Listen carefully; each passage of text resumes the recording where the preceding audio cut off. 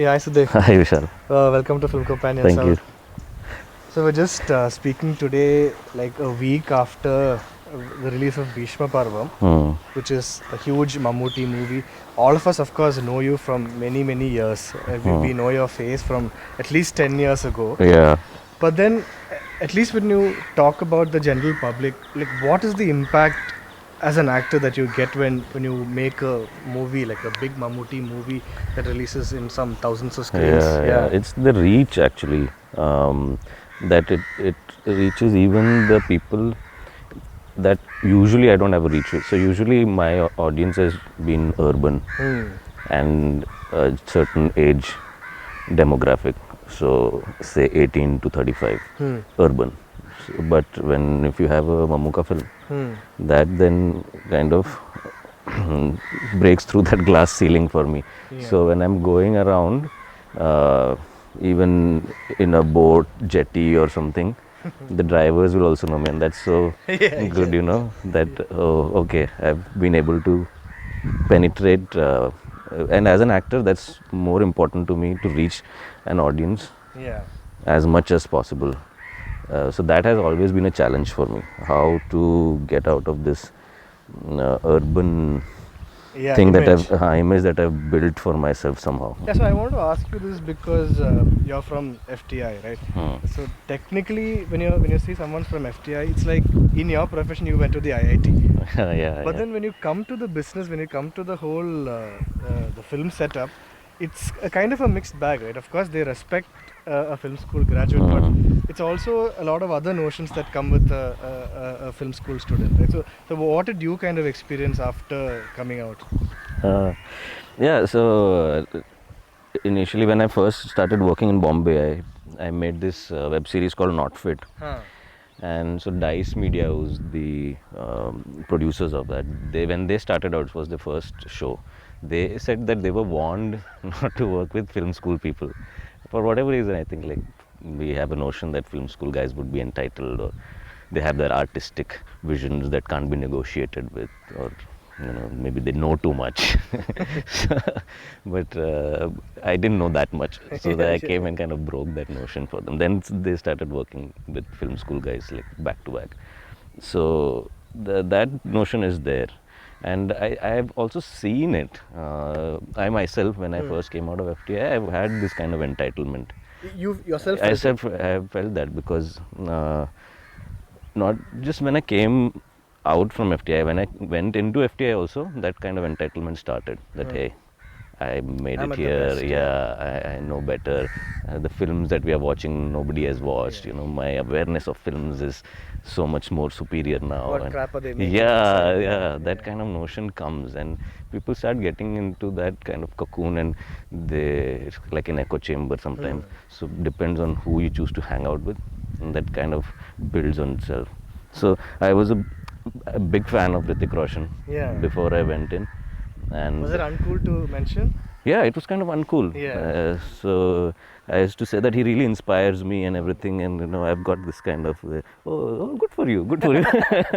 Yes, you're expected to say Yeah. the cool. Hasirun Shah and Yeah, Omkuri. yeah. Okay. I mean, so then slowly over the next 2-3 years, while I spent time there, I deprogrammed myself from Hrithik Roshan. Yeah.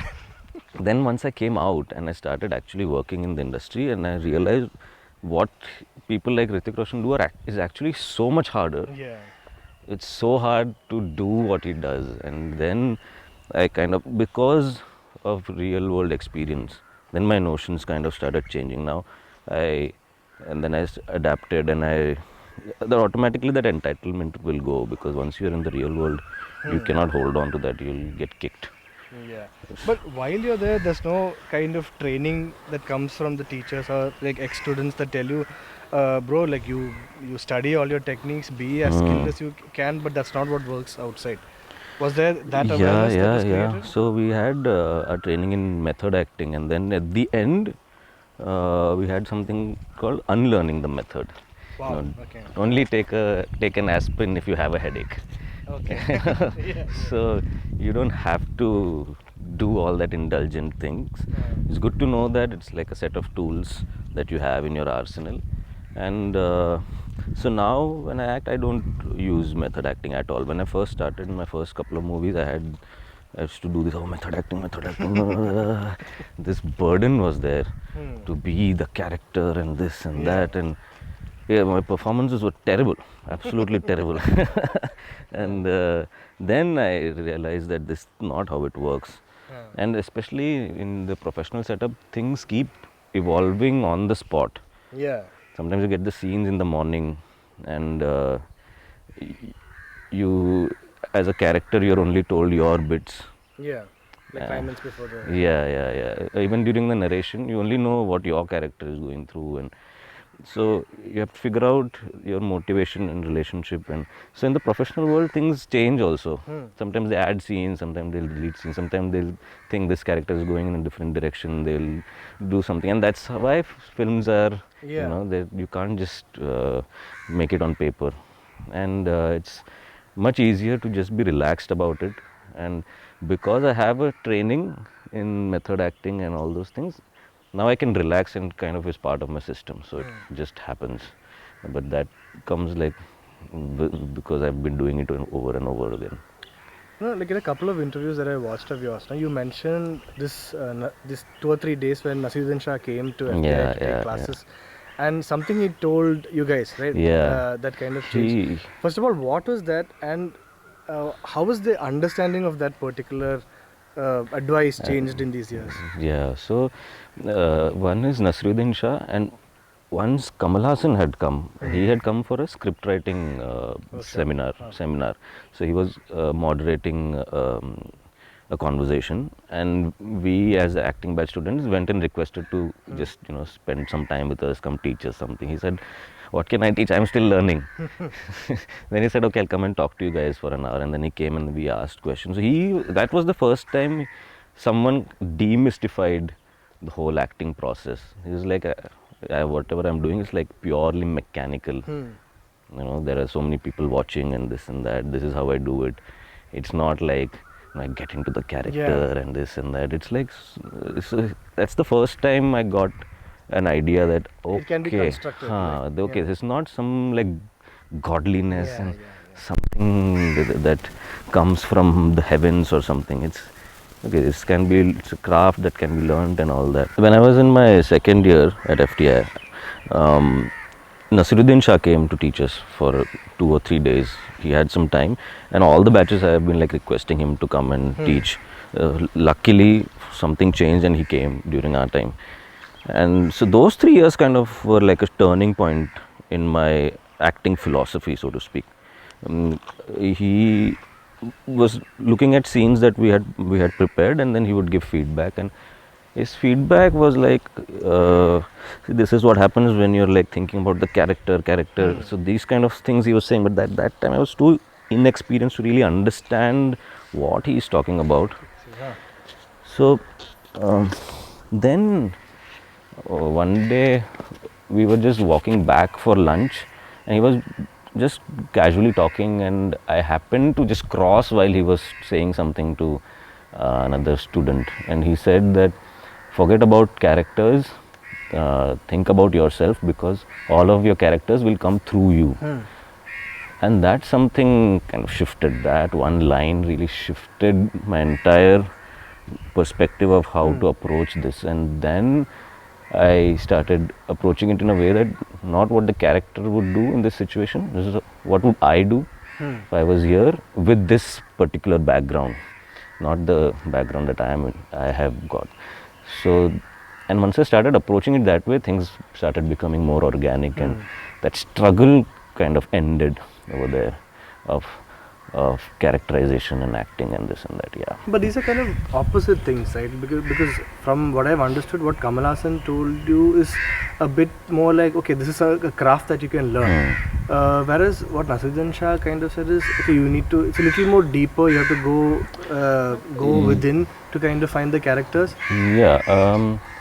It's actually the same thing. So once you approach the craft that way, then you can use the tools that Kamal Hassan was basically talking about to put everything in place. So if for example, Nasiruddin Shah even taught us very practical things like how to use glycerin because if you have a scene where you have to cry and the scene will go on for the entire day, it's physically impossible to actually cry for that long. So things, practical things like that, and all those things. So that's how you will put into effect what you want to project, basically. So yeah, all the professionals have a exact same thing to say about acting. So when I worked with Mohanlal or Mammootty also, I've spoken to them about their process and their how they approach acting. And like Lalit, and then also I don't think has any idea how he does what he does, but I know that how he approaches this now, since I've worked with him also. I can understand that all these legends have figured out the correct way, and this is all like there's a common denominator. There for is all a of this. common. Yeah. So it's not like everybody who gets into acting has to figure out their own technique. Yeah, I think you have the way you arrive at that place is probably your own individual process. For example, I'm a shy, introverted guy, so I needed a lot of inhibition breaking, which we had in film school.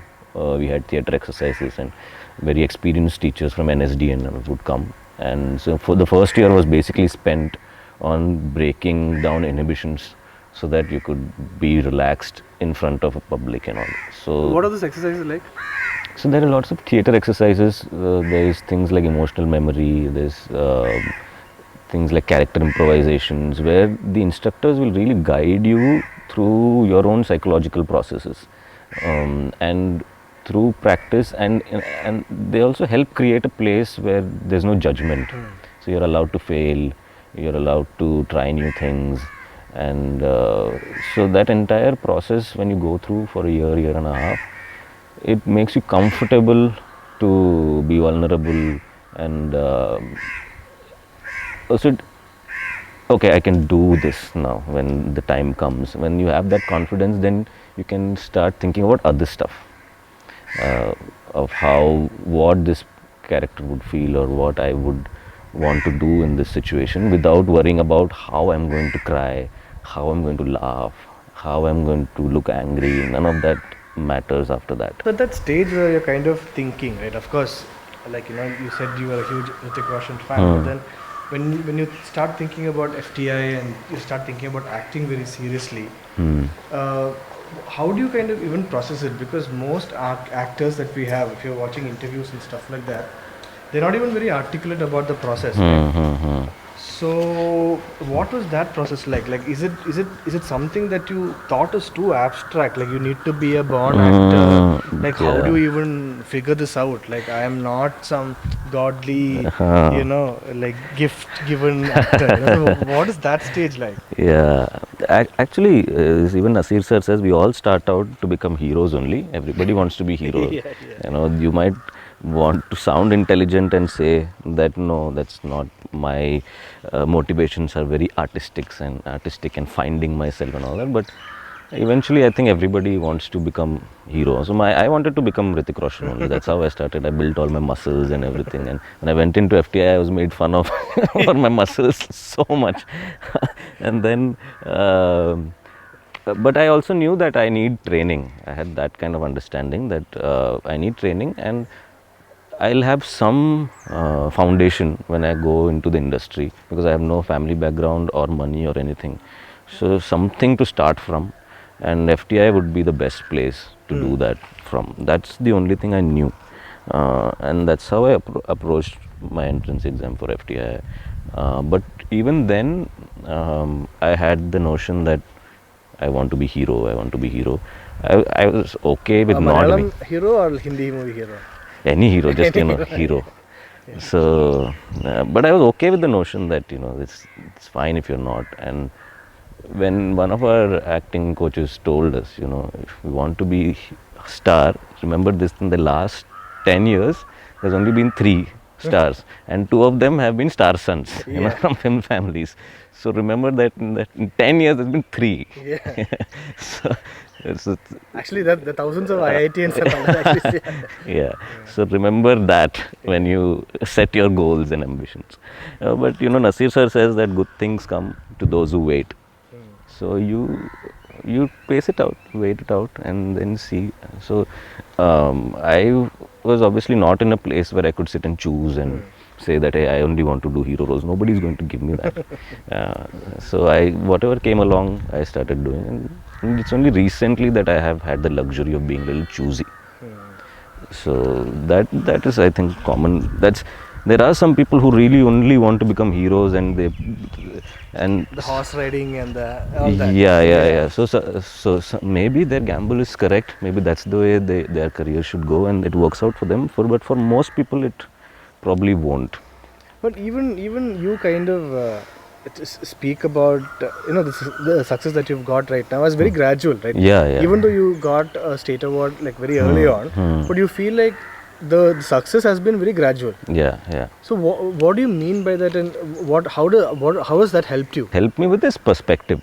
So I got the state award very early, and even though I knew that this is a phase, and for 3 months people will talk about this and then everybody will forget, I still thought that, okay, now I've arrived.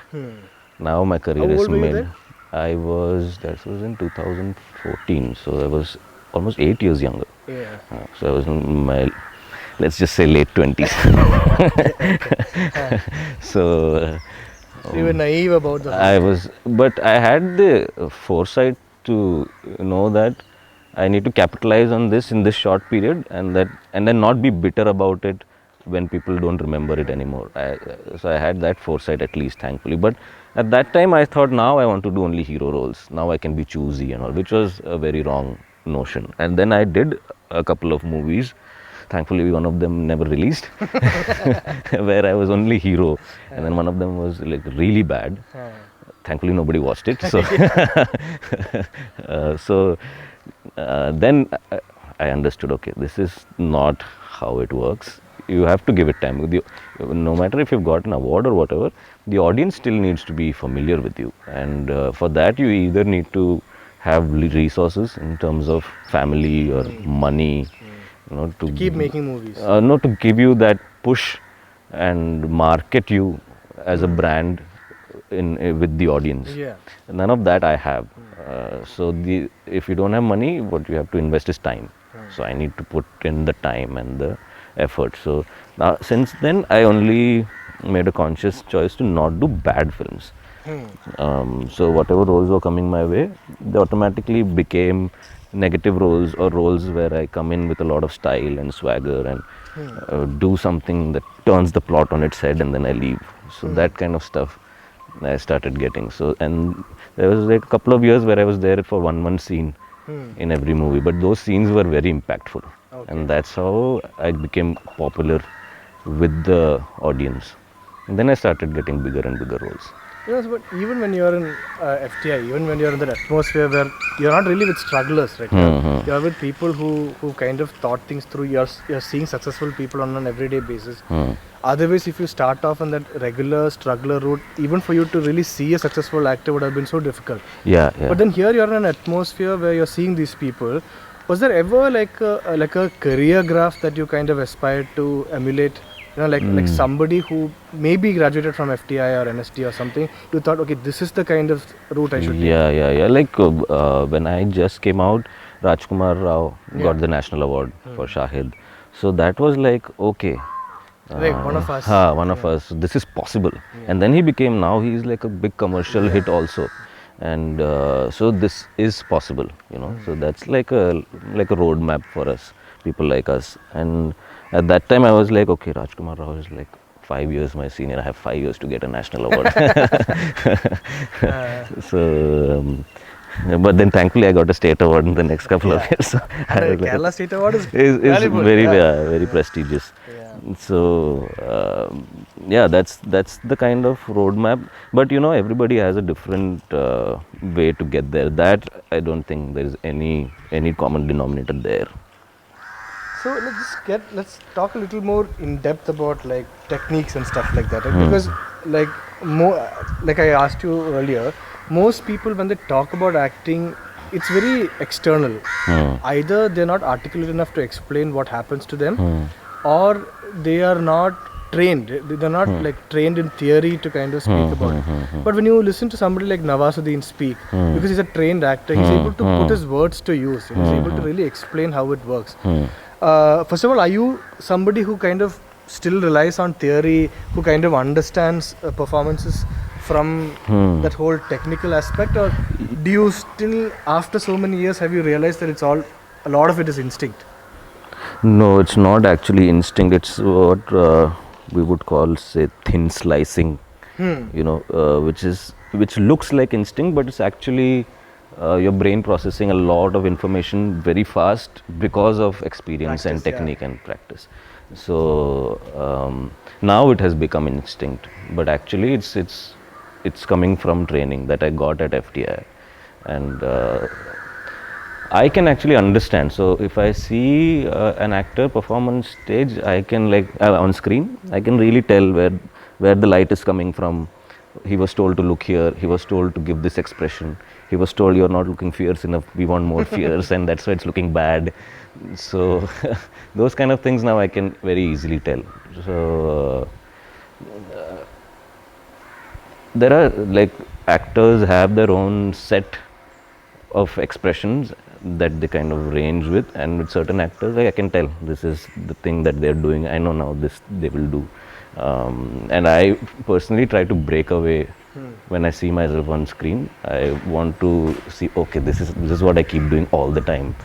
I do, for example, I have a thing where I move my lower jaw to one side.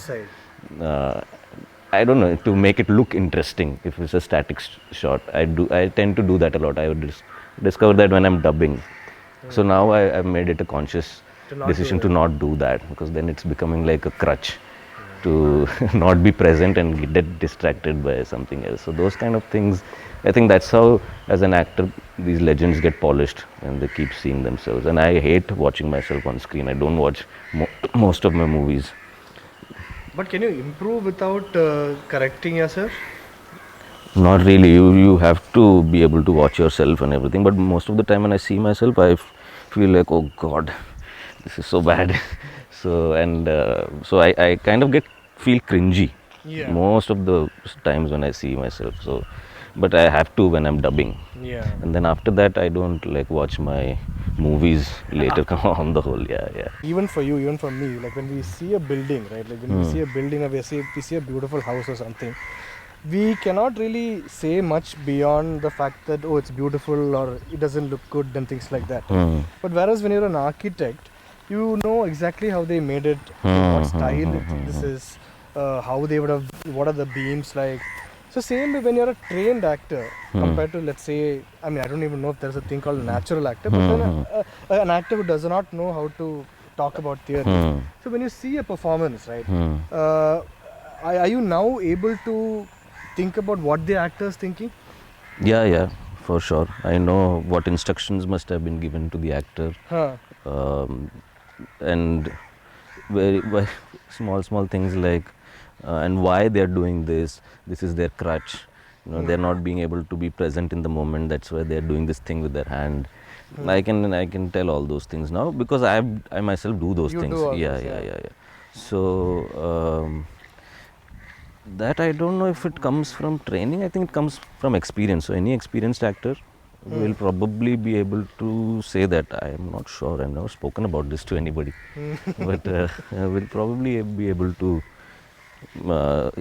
say that, and they'll know which actor has potential and maybe he was used badly. Or maybe he's just a bad actor. Those things are quite evident now. So when you see a scene, when you see a guy doing something, or like a female, like a woman, actor doing a particular kind of a scene, and when you have no idea what they're doing, but the scene is connecting to you. That's So what do you feel then? Then I feel like, oh, jealous. That's okay. This is the state to achieve.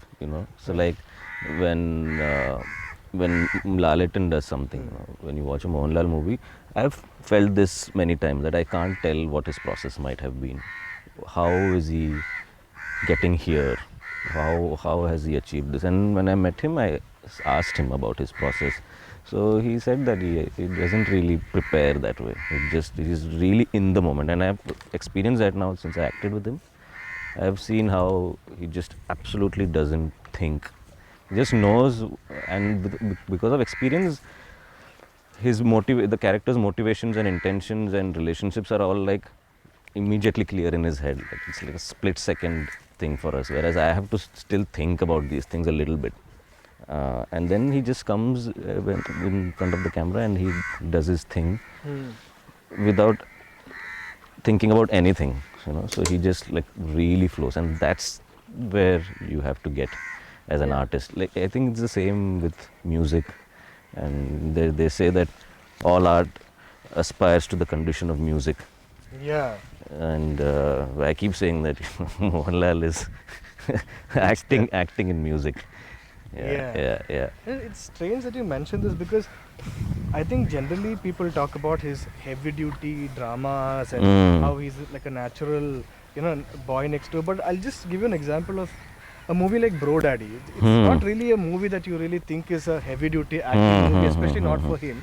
But there's a scene in that when he's he's kind of telling Prithviraj that he's pregnant. I mean, he does this and all. He does that. I remember this. What a strange thing, right? Like, why will you do that when you're telling your son that, okay, I've got your mother, or mother pregnant? I know how he works. So it's something that came to him while he was doing that, and he would have tried it. If it didn't work, there are lots of things like this he would do. Some of them might not work, might look very odd, and some of this will look very interesting. And those things they'll decide to keep, and the things that don't look very nice, they'll decide to not keep that. The ability to come up with these kind of things that's where you have that really open mind. So Nasir sir had made us do this stick exercise, which really is very difficult to do. So you start with this thing, you imagine you have a stick, and then that stick kind of transforms into other objects. So first it's a stick, and then it's an umbrella, and then it's like a machine. So your brain has to constantly keep inventing, and then after a point you run out of things. What can you do? What else can you do from this action? Where can you go? This action has to connect to something. Yeah. And so that's... Without you saying what it is. Yeah. Yes. And that is where, like, if Lalitan were to do this exercise, he would probably go hours doing it, because his brain keeps inventing things. And I think that's where an actor needs to go. Like, I find that exercise extremely infuriating. That I get stuck, and then kind of exposes my limitations in my thinking. No, but just going back to that, I find that I still haven't really understood, maybe because I haven't thought like an actor. I've really not understood what it means to kind of find all those characters in new kind of technique. That's pretty much what Naseeruddin Shah said. Right? So to kind of just break it down, what does that mean? So like, for instance, hypothetically, like if you were to go to a party, and let's say that party is full of characters that you've played, everybody's a different person, or they're all the same person? They are different versions of me. They're all different versions of me. They all function at a different energy level that I would have hit in a parallel universe. Okay. If those were the situations I was presented with. It's like the same Sudev, different life circumstances. Yeah, different parallel universes. The same person who has gone through a different if you had born in a rich house, if you had born in a poor house, if you had born in the south of India, north of India. But it's not some character, it's still Sudev. Yeah. But isn't there an opposite philosophy to that? Isn't there the kind of philosophy where every character should be a different person altogether, like strangers? I don't know if there is such a philosophy. Must be too difficult, right? I don't think. I don't think that could exist. I think this Hollywood method acting things that they say that they went into character and then this happened and they had to go into rehab and therapy, and I think that's all marketing. That's all gimmicks. I don't think you can. It happens here also. There are lots of That's all. 1 month I locked myself. It's all very gimmicky. You lock yourself for 1 month and then you come out. It's not going to really change your performance at all. If anything, it will make it even worse. So that those kind of things, there is some utility to that. For example, if you are supposed to play a prisoner who's been in prison for a long time, you get the sense of what it feels like to be locked up, but you do that for a day or something, and then from there you extrapolate. You don't have to actually, so like if you're playing a murderer, you don't have to actually murder someone to understand what that feels like. And so you extrapolate from your own life experiences. So if I felt violence in whatever little form, I will extrapolate to the extent that where it would reach a point of murder. So that's how you would do it. Generally, when you speak about method acting, it's like it's actually a decades old technique, right? But then now when people understand so much about like mental health and all that, you know, like doesn't it sound very like primitive to kind of keep going back to past traumas to kind of, No, it's you know? so that's why you need professional guidance. It's possible. It's kind of like an indulgence. That if as an actor you continue to visit your past trauma just to feel something today, and then your psychological makeup will start to get damaged. And like Dasi sir warned us about this, that And there are people you've seen people do that also. yeah, so people do that, but that's unprofessional. That's not how a professional actor. That's because they haven't They haven't mastered mastered the technique or the craft, and they're just indulging in that because it's this is a little sado yeah, and they think that, oh look what a great artist I am, I'm able to do this feeling, again and again, and bleeding. yeah, which is very unprofessional. How will you arrive on set on time, and how will you pay attention to the instructions? There are very minute things sometimes you have to pay attention to, and if you're constantly revisiting your past and you're sitting in that zone and all that, I don't know, maybe it works for some people, but in my professional experience I've not seen any good actor do that. They're all very casual and relaxed, and when the take is not going on, we are talking like two people, human beings, and nothing about the characters. We are talking like regular people and interacting, and then when the camera is on, we do our job. Even when you kind of enter the industry, like when you enter an industry like Malayalam, which you followed, and there are so many senior actors and all that, is there some kind of like a practically speaking, is there like questions that you can ask them, or like discussions that you have with them that can help you? Because I mean they're 50 years of experience amongst so many of them, right? Yeah. So things that you can actually ask that they can help you. So that I've been blessed with, to work with Mohanlal and Mammootty. I've spoken to Mohanlal about his experience, and then with Mammootty, when I was shooting Bheeshma Parvam, me, Amal Neerad, Mammootty, we would all sit and have lunch together. All the other actors, Shine and everything. If I was outside the industry and I see this lunch table, Shine, to get a seat at that table, Shine and Saubin and Mammootty and Amal Neerad. So and Mammootty would talk freely about these things, and we were speaking about this kind of stuff, this indulgent kind of torturing yourself to get into character and all. And Mammootty said how actors like Klaus Kinski and so Werner Herzog would apparently really torture him on set, like lodge him in a place where there's no water, and he'd be like irritated because he wanted this character to be irritated, So, and I said, how does that make any sense? If it's a professional actor, he'll act irritated. Why does he have to actually be irritated? So, Mammootty is like, അതൊക്കെ അവരുടെ ഒരു രീതികളായിരുന്നു പഴയ കാലത്ത്. Olden times, so these are like old time people's their ways. Yeah. And then he said something like, which was really cool. I said that this is like your aim should be to make the actor relaxed. Then he can give his best, even if he has to act stressed. Your aim is to make, as a director, is to make him as relaxed as possible. So Mammootty said, yeah, that's there, but the real actor is who can even act when he's stressed. It was like his punch, and then he got up from the table. That's actually true. There will be situations where you're not actually relaxed and you're really stressed and everything, and you might be having to act relaxed. Yeah. So that's even if you're irritated, then that's your professionalism.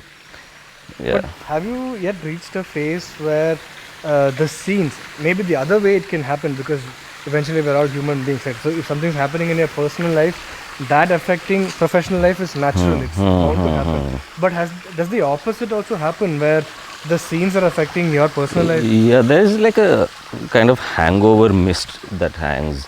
So if I'm doing a very dark character for a long time, it's like it's a strange kind of a hangover that I take back with me. And if I'm doing like a comedy or a light-hearted movie, then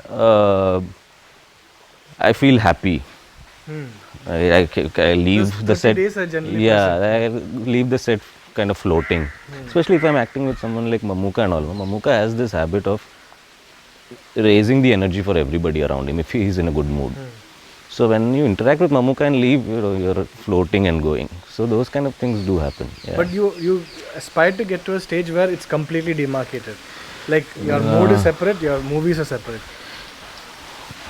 But that, I mean, there have been times where I've been really upset about something, and like before the take, I've actually had tears and cried and all. And then my shot would be of this very cool entry and swag and all that, and I've done it. I don't know. And then the director was so happy that he kissed the DOP because the shot was so good, and I was like, oh really? I was like, I was in tatters just before. Nobody knew that. Yeah. So that stuff has happened. I don't think it's really possible to completely demarcate like that, but there is a line where as professionals, you don't kind of overflow too much. And finally, like when you see you've worked so hard, like I mean you've learned all this, you've struggled for 10 years to get to a point, not 10, maybe even lesser than that, but to get to a point where everybody knows you, people are calling you for scripts, people are asking you to write scripts. But then when you see somebody who's got none of this baggage, none of this background, they just come, and when you see them in the frame, they just like light up the whole frame. So when you see those kind of talents, first of all, does that happen? No, I don't think that happens. You can always tell an inexperienced actor on screen. Yeah. This lighting up will come either from experience from stage. Yeah. They must have done theatre. They must have some acting experience to be able to do that. Or the genre of the film would be such that non-actors are presented in a way that they look really pleasing to see their behavior, them behaving as they are in real life. And that's the director's skill, how to get them to not be camera conscious and extract those moments. So those are different, but an actor who can light up with his performance, I think that will only come with experience in whatever way. If it's an institutionalized training like I had, or you can actually, like Nasir sir says, it can't be taught, but it can be learnt. So if you're in an institute space, probably that learning can be compressed in time a little bit because you have all the resources in one place. Otherwise, you take that learning from here and then experiment with yourself and get better that way. And so like what's the next stage? Like everybody recognizes you, everybody knows you, you're getting scripts, you're writing scripts. The tough part is over. Now it's the good problems will start. Yeah, the Lamborghini's mileage is too low and the Ferrari is too expensive. Those kind of problems. Are you at the cusp of that?